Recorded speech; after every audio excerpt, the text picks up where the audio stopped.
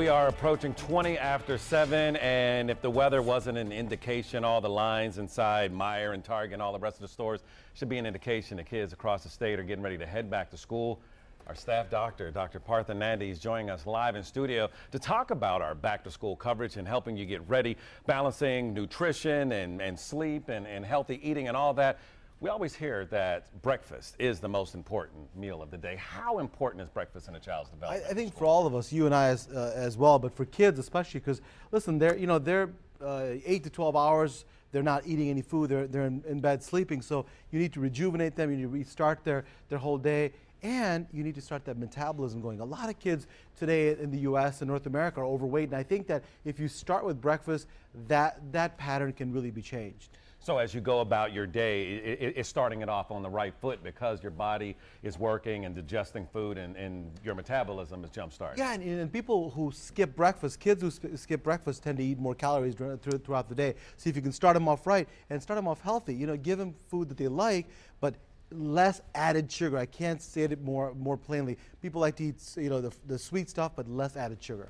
Now, as you mentioned, if you're not eating healthy in the morning, you're more prone to snack. How do you set them up for lunch, the midway point throughout their day as their bodies are starting to get? I'm a simple person, so for my kids, it's like you got to keep it simple, right? So some bread, a little bit of cheese, some turkey, and some lettuce and tomato. Be great if you have a leftover salad, a little bit of chicken. My kids love hummus with pita. Great stuff. You just don't want to give them a bunch of sweet stuff with a bunch of potato chips and food that's full with fat and sugar. That's the key. Yeah, this type of snacks that we've been feeding our kids all too often can have bad consequences. Absolutely. We also talk about having the kids overextended. We have the extracurricular activities. You have sports and band, and they have their own activities. How do you balance that to make sure you got them in the right direction? The kids that have their own personal secretary. Yeah, they need a planner. And then the parents have to shuttle them around. So what I say is that as a freshman, one activity.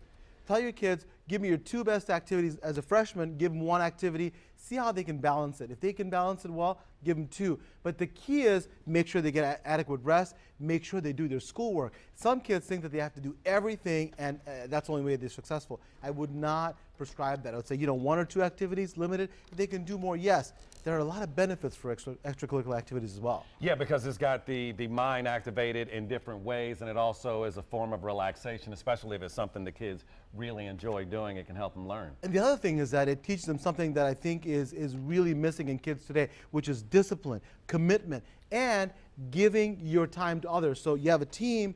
If you don't perform for that team, they'll call you out. Yeah. If you're in a football team and you don't do your job, they'll call you out, and that's life. And to work in a team, get results, and work within that framework. Also good for college applications, also good for diversifying your interests, because some things you may not know, if you do, you get better at it. Dr.